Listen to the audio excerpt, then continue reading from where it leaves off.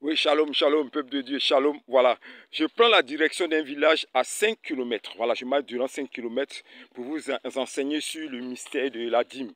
Où doit-on payer la dîme, notre dîme? Ça, c'est une préoccupation que j'entends beaucoup dans la vie des chrétiens.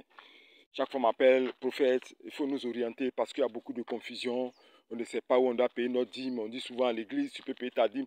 Aujourd'hui, là, je veux profiter des 10 minutes pour répondre à toutes les préoccupations concernant la dîme. Surtout, où doit-on sceller la dîme? Moi, je n'aime pas utiliser le terme payer. Payer, c'est comme si on se trouve à un guichet automatique et puis voilà, on honore de nos finances et puis voilà, on te donne un ticket, tu t'en vas. Pour moi, ce n'est pas payer. Pour moi, c'est sceller. Donc, habituez-vous à ce mot-là. Où doit-on sceller notre dîme? Est-ce dans l'église ou est-ce quelque part d'autre? Je viens aujourd'hui répondre à cette question. Shalom à ceux qui sont depuis la Guinée équatoriale. Shalom à ceux qui sont depuis la Suisse. Shalom à ceux qui me suivent depuis Singapour. Shalom, shalom, ceux qui sont remplis d'humilité et qui reconnaissent les vrais serviteurs de Dieu, qui ne font pas de tapage, mais qui travaillent de manière efficace. Aujourd'hui, je vais répondre à ces préoccupations et je pense que ça va te faire du bien. Déjà, même commence à partage la vidéo. Voilà, encourage certaines personnes à s'abonner sur la chaîne, à cliquer sur la cloche de notification pour ne pas rater mes vidéos. Voilà, donc vraiment, je suis très heureux de vous instruire sur ce mystère concernant véritablement la dîme. Alléluia. Donc je tiens véritablement à vous enseigner dessus. Ok. Où doit-on payer la dîme? D'abord, il faudrait que je lise un passage. Matthieu 5, le verset 17 dit: Ne croyez pas que je sois venu pour abolir la loi ou les prophètes. Je suis venu non pour les abolir, mais pour les accomplir. C'est dans quel contexte le Seigneur Jésus-Christ nous a donné ce passage-là? Il vient confirmer la valeur ou l'actualisation de l'Ancien Testament. Parce que c'est un des combats que je mène afin que le chrétien prenne au sérieux l'Ancien Testament. C'est vrai que le Nouveau Testament existe, mais l'Ancien Testament n'est pas annulé avec toutes ses lois. C'est pour ça que les lois de l'Ancien Testament sont des lois mystérieuses. Elles sont remplies de mystères, de codes du monde spirituel. Elles sont remplies de traitements spirituels. C'est une lanterne de combat spirituel. Là-bas, on trouve les mystères prophétiques, les mystères des actions prophétiques, les interprétations des mouvements de la nature, les interprétations ou la reconfiguration des événements, des vies des personnes en événements spirituels. C'est une richesse l'Ancien Testament. Donc Jésus vient nous dire que lui, il vient confirmer. Il n'est pas venu pour annuler l'Ancien Testament. Il n'est pas venu pour abolir l'Ancien Testament, mais au contraire, il est venu pour le confirmer. Et dans l'Ancien Testament se trouve la loi de quoi? Dans l'Ancien Testament se trouve la loi de la dîme. Amen. Donc déjà par ce verset, il vient nous confirmer qu'il n'est pas venu pour abolir la dîme, mais il est venu pour l'accomplir. Puisque à la suite, dans le Nouveau Testament, il ne nous a pas instruit d'annuler la dîme. Jésus ne nous a pas dit ça. Il ne nous a pas dit de ne plus jamais payer la dîme. Il ne nous a pas parlé de cela. C'est pour ça que ce vide qu'il a laissé a donné une mauvaise interprétation à certains pasteurs de dire que non, comme Jésus n'en a pas parlé, c'est que ce sont les offrandes qui sont importantes. On n'a pas besoin de payer la dîme. Il est très important de savoir, toi tu es chrétien, qu'il est bon de payer la dîme et que la dîme est une actualisation. Ok? Et qu'il est très important pour un chrétien de pouvoir payer sa dîme. Si on te dit que non, ne peut plus ta dîme, il faut dire à la personne tu mens, c'est faux. Il n'est pas venu pour abolir cette loi, il est venu pour l'accomplir parce qu'il ne nous a pas donné instruction dans le Nouveau Testament de ne plus payer ou de ne plus sceller notre dîme à des endroits bien précis. Ça, j'ai voulu d'abord te rassurer de ce passage-là. Donc aujourd'hui, même si je marche à 5 km, voilà, donc je vais dans ce village-là. Voilà, j'y étais hier. Aujourd'hui, je marche encore, je vais là-bas pour pouvoir annoncer l'évangile, pour pouvoir prêcher. Ok. Donc, c'est très important. Donc, la première des choses que tu dois retenir, c'est ça. Il faut retenir que cette loi n'a pas été abolie. Elle n'a pas été effacée. Le Seigneur n'est pas venu effacer cette loi-là. Il est venu la confirmer pour nous dire que la dîme est d'actualité. La dîme est importante pour la vie de certaines personnes, pour la vie des chrétiens eux-mêmes. Pour la vie du corps de Christ, la dîme est importante. Ça, d'abord, il faut retenir ça. Ok? Voilà. Maintenant, la question à laquelle nous allons répondre, Où sceller sa dîme? C'est ça la préoccupation. Où sceller sa dîme? Je vais prendre un passage que on va lire ensemble dans le livre de Genèse 14, le verset 20. Je lis. Béni soit le Dieu très haut qui a livré tes ennemis entre tes mains, et Abraham lui donna la dîme de tout. Abraham rencontra quelqu'un qu'on appelle Melchisedec. Et lors de cette rencontre, cet homme hyper consacré, cet homme vraiment adonné à la parole de Dieu, à la crainte du Seigneur, qui était dans le haut prophétique, qui faisait des lectures dans le monde spirituel, qui était particulier parce que ce sont des gens, des personnes comme ça qu'on dit que ce sont des hommes, mais que moi j'appelle aussi des hommes Dieu, des hommes anges, puisqu'ils étaient remplis de toute la puissance et la connaissance du Seigneur. Et quand Abraham est allé en guerre contre des rois qu'il a remporté, cette guerre, il fit la rencontre de cet homme-là qui bénit le nom du Seigneur, son Dieu tout-puissant, parce qu'il savait qu'Abraham était avec l'Éternel Dieu. Et il lui dit, béni sois-tu, le Dieu tout-puissant qui t'a donné cette victoire. Après avoir adoré, honoré son Dieu, Abraham comprit qu'il fallait saisir l'occasion, qu'il était auprès de quelqu'un qui était sacré. Et quand tu es en contact avec ce genre de personnes qui sont particuliers, en contact avec ces personnes qui sont remplies de l'Esprit de Dieu, il faut saisir. Et il a su la saisir. Puisque dans ses excursions, il a eu à récupérer, à dévaliser, à posséder et à avoir beaucoup de biens. Et après cette guerre, ce qu'il avait gagné dans son combat, il enleva la dîme pour la sceller. La sceller auprès d'un homme. Donc retiens d'abord, la dîme d'Abraham a été scellée auprès d'un homme. Abraham a fait alliance avec Dieu à travers un homme, pas à travers les briques. C'est ce que j'appelle la dîme personnalisée. Ok? Donc tu peux écrire la dîme personnalisée. La dîme personnalisée, c'est une dîme où nous allons sceller notre alliance avec le Seigneur par le canal d'un homme. Un homme pas comme les autres, mais un homme dont nous avons l'assurance qu'il est sacré et qu'il est vraiment consacré à l'Éternel Dieu.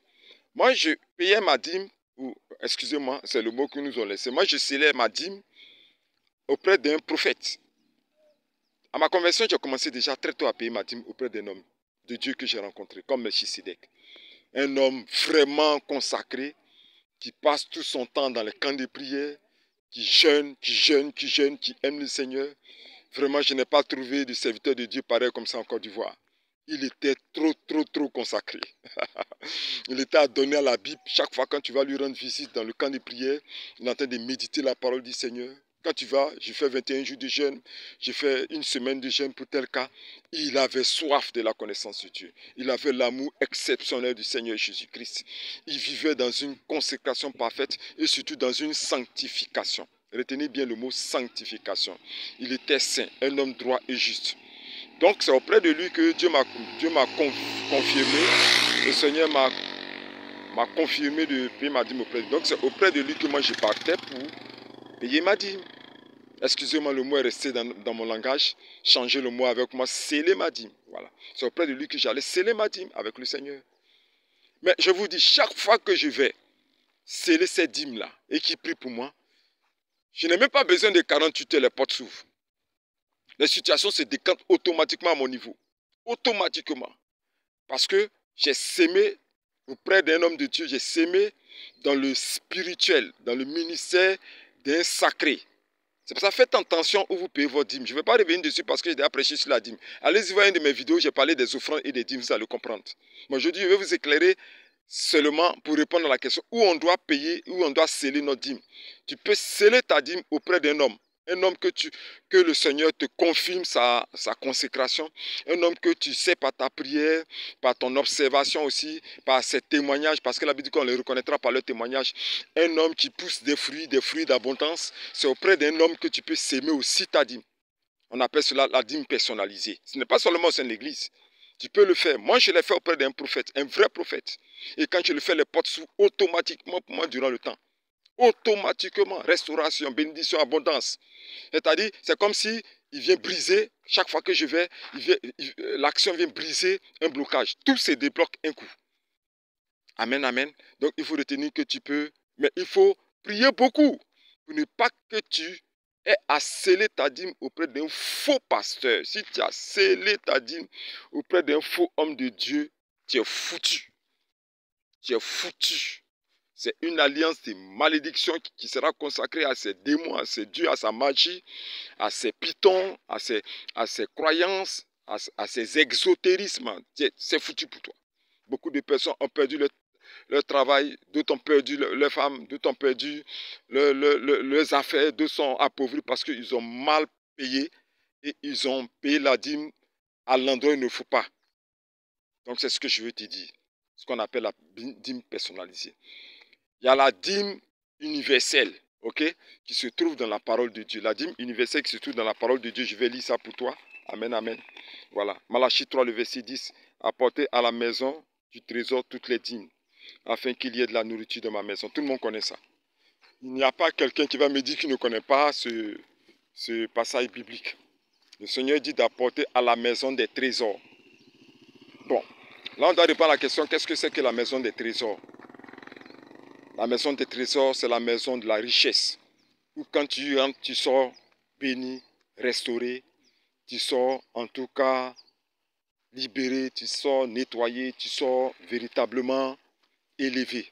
La maison des trésors, c'est une représentation de l'ornement qui représente une vraie église du Seigneur. Le Seigneur veut te dire que va sceller ta dîme dans une vraie église, va sceller ta dîme auprès d'un vrai hôtel qui se tient dans une église. En fait, je vais te parler terre à terre, comme on dit en Côte d'Ivoire. Ce n'est pas dans n'importe quelle église que tu dois aller donner ta dîme. Fais très attention. Fais très attention. Parce que tu peux s'aimer ta dîme auprès d'une mauvaise fausse église et toute ta vie sera en désolation. Fais très attention. Ce que tu dois retenir, c'est que la dîme est accompagnée d'un miracle, d'une restauration automatique. Tu dois sentir l'effet de ta dîme lorsque tu la scelles. Durant le mois même, tu vas sentir une restauration, un effet nouveau de la dîme. Dans ta vie, tu dois le sentir. Ok? Donc, ce n'est pas dans toutes les églises qu'on va sceller sa dîme. Il faut aller dans une église qui détient les trésors de l'éternel Dieu. Une église vraie où quand tu es là-bas, tu es sûr que tu seras béni, tu es sûr que tu seras élevé, tu es sûr que tu verras beaucoup de choses changer dans ta vie. Ça, c'est d'abord le premier point concernant la loi universelle de la dîme, selon le verset que j'ai lu. Le deuxième point, c'est qu'il est bon aussi de payer ta dîme au sein de l'église pour faire vivre l'église. Amen. Parce que c'est à cause des dîmes des uns des autres que les pasteurs peuvent s'occuper de leur famille, ils peuvent se porter bien, ils peuvent s'occuper de la santé, scolariser les enfants, tout et tout. C'est une dîme d'alliance, mais aussi une dîme participative, parce que le Seigneur dit qu'il ne faudrait pas que la nourriture manque dans sa maison. Mais la nourriture, c'est pour les hommes. C'est pour que les hommes puissent subvenir à leurs besoins, c'est pour que les hommes puissent vraiment s'entretenir, voilà, prendre soin de tout le corps de Christ, de ceux qui travaillent pour le Seigneur dans l'église. Il est bon de payer sa dîme aussi au sein de l'église. Je vais terminer pour vous dire que je vous ai présenté les deux aspects de la dîme, les deux endroits où on peut sceller sa dîme. Amen. C'est à toi de choisir. Mais je ne suis pas d'accord avec les pasteurs qui disent seulement qu'on doit payer la dîme au sein de l'église, c'est faux. Je ne suis pas d'accord. Si tu connais un homme de Dieu, tu connais un prophète, un serviteur de Dieu, qui est vraiment consacré, tu sais que cet homme est un autel de l'éternel Dieu, un autel de l'éternel Dieu, puis consacré, un homme de bénédiction, tu peux aller sceller ta dîme avec lui. Si tu es convaincu que c'est dans ton église ou dans une église où l'autel de l'église est pur, il faut que tu sois convaincu de ça. Où la chair, l'autel de l'église est impur, que tu vas s'aimer ta dîme, tu vas sceller ta dîme. Ok? Va, tu es libre de le faire. Donc, voici que j'ai répondu à cette question. Je pense que je vous ai orienté, je vous ai donné encore une information forte. Je continue toujours à marcher. Excusez que je sois en sueur. Voilà, je marche. J'ai lancé l'opération une moto, parce que j'ai dit je vais acheter une moto pour aller visiter les villages pour annoncer l'évangile. L'opération une moto et 10 000 âmes. C'est comme ça que j'ai appelé ça. Une moto, 10 000 âmes. Il faut que je puisse visiter 10 000 personnes et encore 10 000 jusqu'à la fin de ma vie. Donc, vous qui pouvez répondre à cet appel, soutenez ces vrais ministères comme celui que je le fais. Voilà, dans l'humilité, dans l'effacement, sans chercher à porter des vestes et des chaussures riches, des chaussures chères. En fait, Le peuple en train de souffrir, vous êtes sapé à 2 millions, 3 millions. Je ne cherche pas ça, je marche. Je marche pour annoncer l'évangile. Donc partagez, partagez, partagez. Soutenez par vos offrandes, par vos offrandes. Eux aussi par vos dîmes. Si vous voulez payer la dîme avec moi, vous êtes scellé avec le Seigneur. Avec vos offrandes de tout genre. Soutenez ce genre de ministère parce que Dieu bénit ce genre de ministère. Voilà, donc comme d'habitude, j'ai été très heureux d'être avec vous. Voilà, priez pour moi et je vous dis shalom.